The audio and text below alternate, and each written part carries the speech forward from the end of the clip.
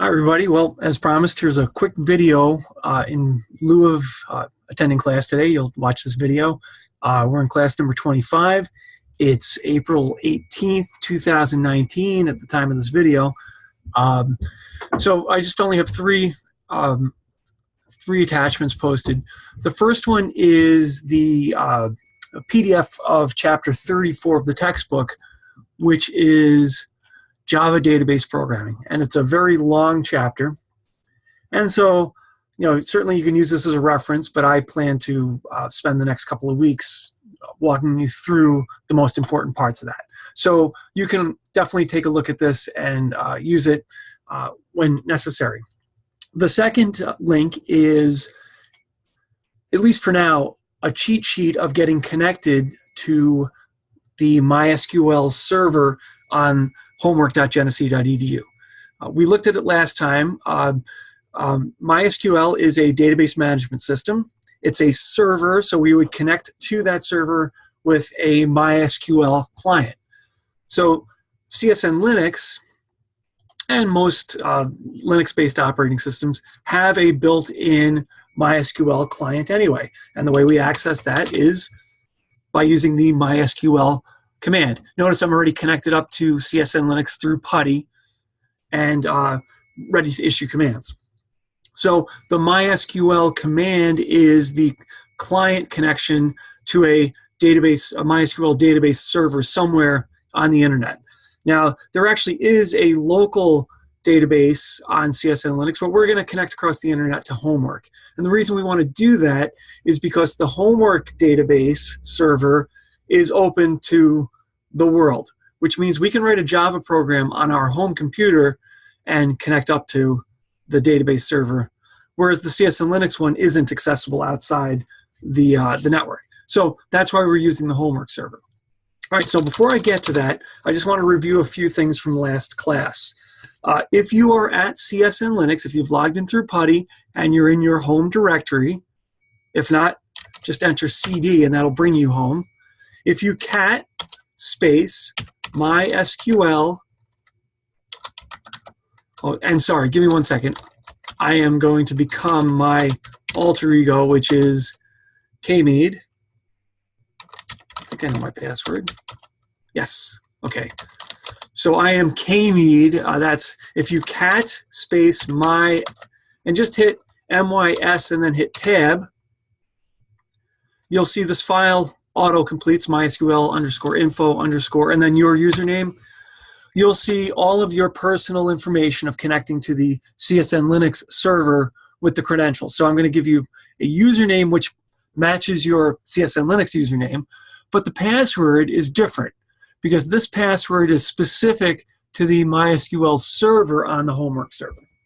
Okay? And here's the host name, and here's the port. This port is non-standard, so we have to specify it in all of our code. So anyway, the connection string then would be this. Without the $, it's MySQL. The host name, -h, lowercase, is homework.genesee.edu. The port is 33066. And the username is whatever username I gave you here, which is the same as your CSN Linux. For that reason, at least when connecting via the client, this is optional. Because if you don't provide a -u, it will assume you want to use the same username as on the current system. However, if you're connecting from home, if you download MySQL on your home Windows computer, you're going to probably need this -u. So I might as well get used to putting it in there. And then a -p, different from the uppercase P, right? The lowercase p means I'm going to enter a password on the next line. So we enter all this stuff, press enter, enter the password, which in my case is guitar. It won't show up when you type it, right, for security reasons. But if you get this output, it means you connected correctly. Now, what else could you see? Well, if you type the wrong password, it's going to say, hey, access denied. So make sure you enter the correct password. Just keep trying until you get it right. And you should have a connection to the database server. This none means we haven't connected to a database yet.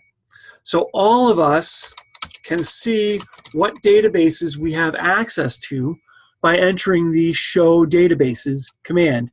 And remember, every MySQL or every SQL command must end in a semicolon. So show databases semicolon will show all of the databases I have access to as kmead, and that's this one here, which we're never going to use directly, my own personal database, and then there's also this test database that everybody has access to. It's sort of a playground, if you will. So be kind, don't put anything in there that's unseemly or delete anybody else's stuff. But anyway, what we're going to do is we're going to use, and that's the use keyword, we're going to use our own database. So use, in my case, kmead_db. You're going to use jschmo_db.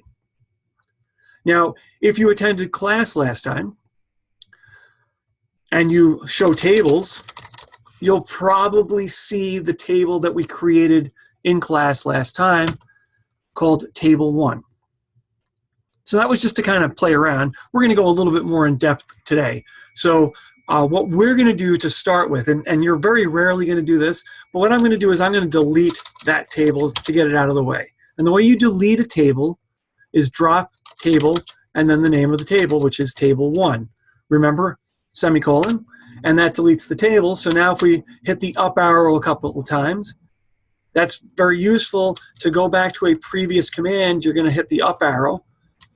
If we show tables, it says, hey, there are no more tables. Okay, so that's the sort of a review of what we did last time. So what we're going to do is go a little bit more in depth today, and feel free to take notes, but most certainly what you should do is watch the video, and as you're doing the video, you're entering these commands to your live database. So first things first, let's create a brand new table so we can use it for this tutorial. The way we create a table is, you guessed it, create table. And again, I probably need to step back for a second.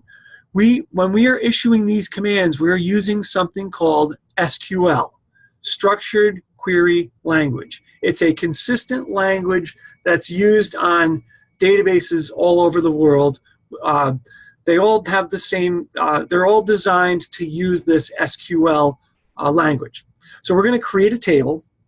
We're going to give it a name, so let's call this stuff, for lack of a better word. And what this stuff is going to contain is, let's make it real simple, it's going to contain a description of an item, the quantity, and the price. Okay, just for simplicity, we'll keep it real simple. So what we're going to do is we're going to create a table called stuff, which is going to be the stuff that's in our store, whatever. Okay. So create table stuff. Now parentheses, what we're going to have inside these parentheses are the field names for our table. So how about item? And our item it's going to be a descriptive element. So the equivalent of a string from Java would be a char, and then we give it a length. This is a maximum length. So we want to say how big are the descriptions of our items going to be. You don't want to go too small, so I'm going to use char 30. That should give me enough space to describe each item. All right. If you don't think that's enough, do a char 50. Space on a disk is extremely cheap, so there'll be some wasted space for char 30, but who cares, right? Like we said, space is plentiful. All right, so we have a char. Now we want to have a quantity, so I'll just give that the name quant, and that's going to be of type int. And then finally, we probably want to have a price. So we're going to name the last element price, and price is a, in Java, that would be a double, right? Now in SQL or in MySQL, the descriptive type for a floating point decimal is a float. So we're going to do float. Now it's the same structure as the printf command in Java. Our floats should have a total width and then the number of decimals.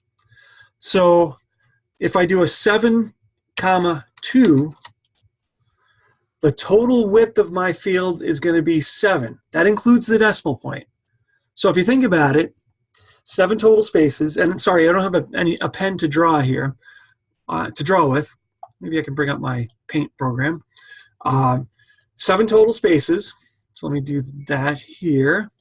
7 total spaces. 1, 2, 3, 4, 5, 6, 7. Sorry about the handwriting.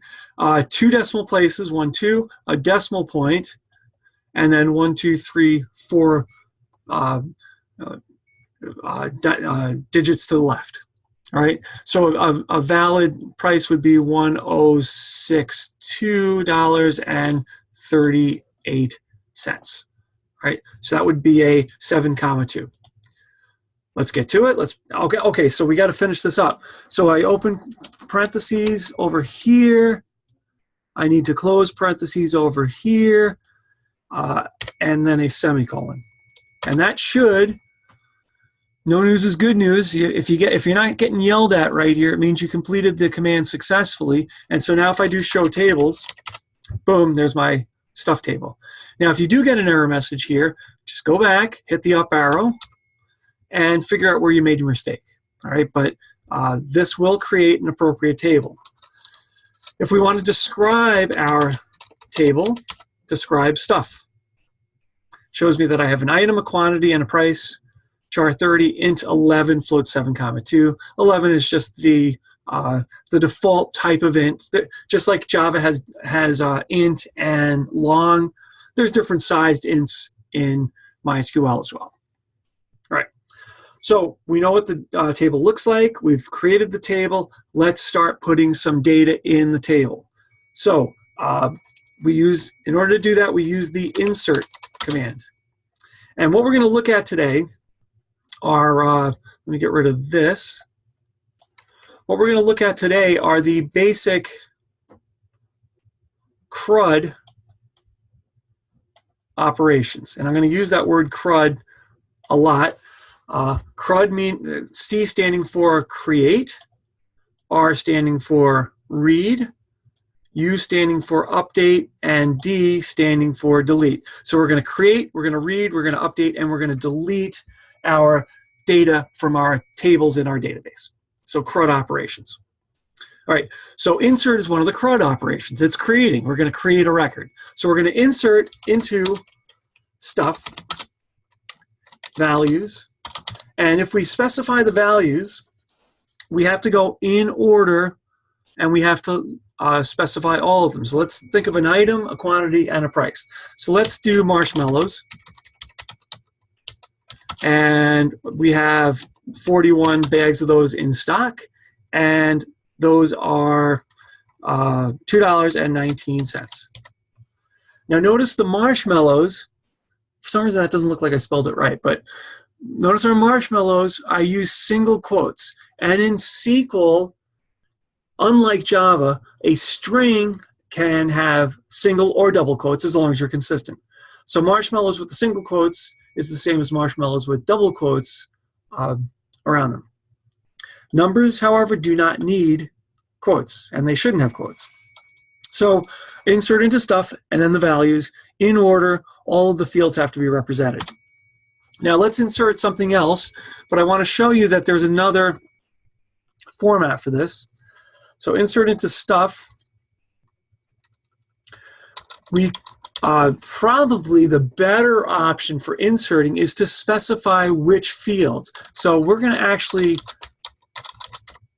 if I can type, specify what fields we want to insert into. And notice I'm just listing all of the fields in our stuff database, one after the other, and then specify values. So let's go with, I don't know, we need something here. Let's go with napkins. Napkins corresponds to item. Quantity will have 21, and napkins are going to cost $3.19 or 29 cents.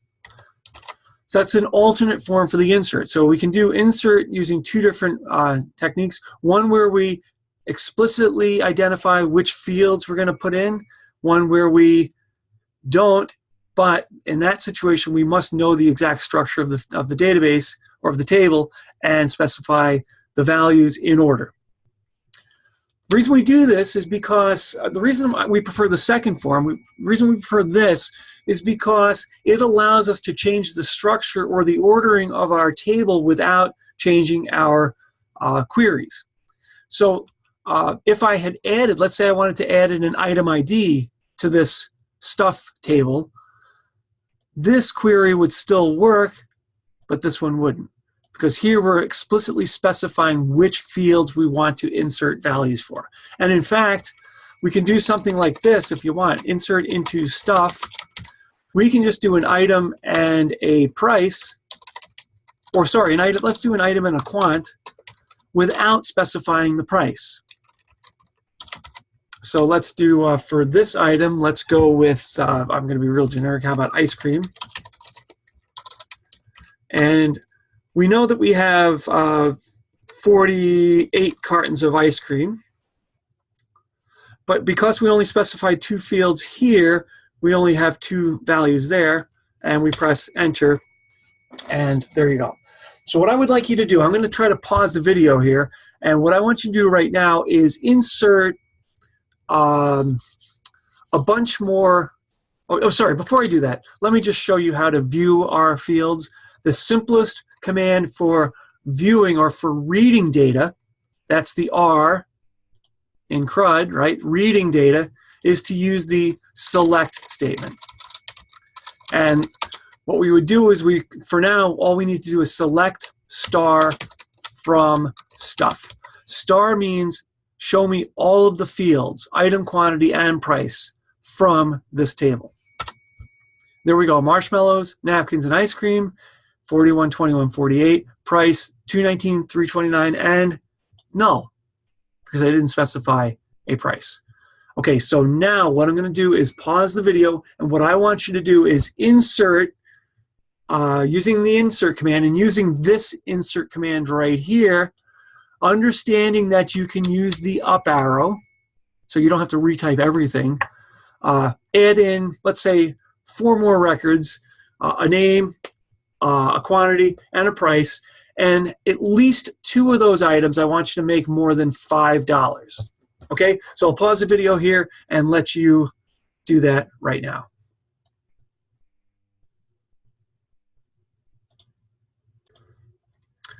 Okay, well, we're back, and so here are the items that I inserted. Pepsi, 12 Pepsis at $1.59, 22 Pez dispensers at 99 cents, 18 pizzas, let's say frozen pizzas at $6.99, and Folgers coffee, there's 8 of them at $7.99. So again, I have 2 items that are greater than $5, and what I should be able to do again is select star from stuff. And select star from stuff will present me with all of my items, all of the quantities, and the prices. So we know how to read, at least in a rudimentary fashion, and we also know how to insert. We're going to briefly look at modifying and deleting in just a second, but let me dig deeper into selecting. So we've selected all of the items and all of the fields, and the way we do that is select star from stuff. But it might be reasonable to want to only select certain parts or certain pieces of information about all of our elements. What if we just want the item and the quantity, or the item and the price, or just prices? Well, we replace the star with the names of the fields. So we would do select item, comma, quant from stuff. And that will just show us the item and the quantity. Or item and price from stuff, or just quantities, which doesn't give us any other information. So you can specify, you can certainly use the star, but we can fine-tune our query by specifying which fields we want to list in our select statement. Okay, so select is one of the basic SQL commands. But we can even make it more fine-tuned. We can say, what if we want to select only items where there are less than 20 items in stock? All right, so we only want to know the item because we want to order more, right? So only those items that there are fewer than 20 items in stock. Very easy. Select star, which will show us all of the data, the item quantity and price. So select star from stuff. And what we're going to do now is we're going to put in a conditional. The conditional, or one of the ways to offer conditionals in MySQL, is to use the where clause. Okay, so where, and it's real straightforward, where quant is less than 20, semicolon. So this will tell us all of the items and stuff where the quantity is less than 20, Pepsi, pizza, and Folgers. And for instance, since we really don't need the price, we could just specify item and quant. All right, so we can fine-tune or filter our queries accordingly. Now, what if we only want to know elements where, let me go back to this, where the price is greater than $5? Well, how about select star from stuff where price greater than $5? We could also do less than $5.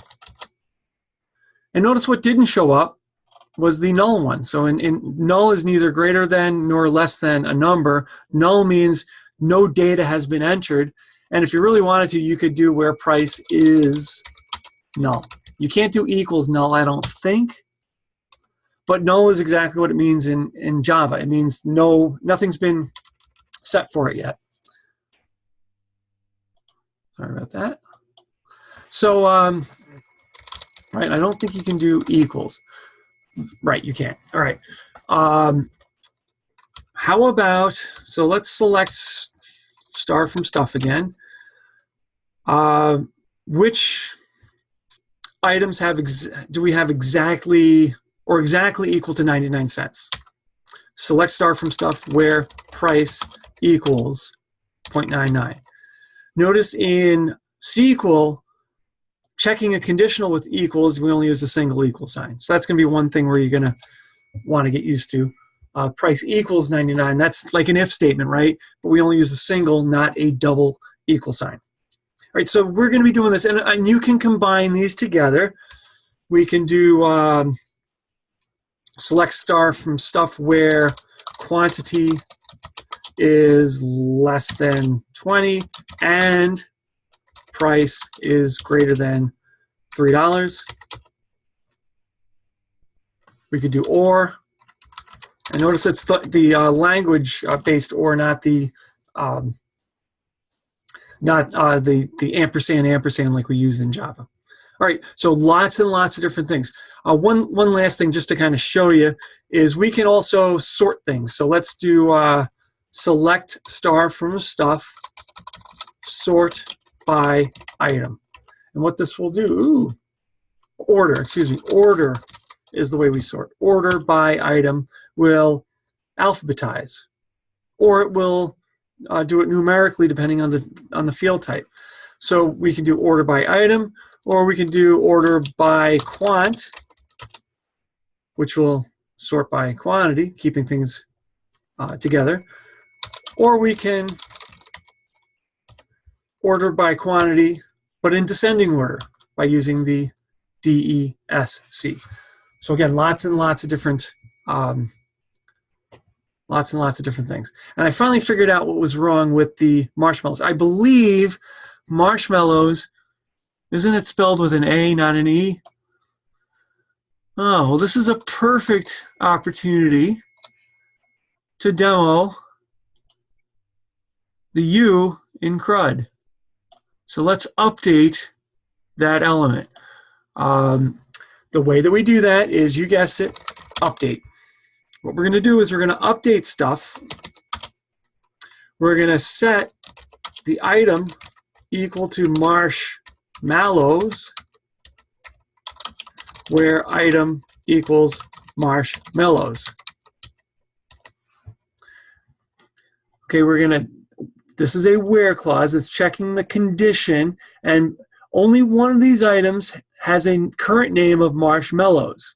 So that's the where. And what we're going to do is we're going to set, or we're going to update the value of this field from this to that.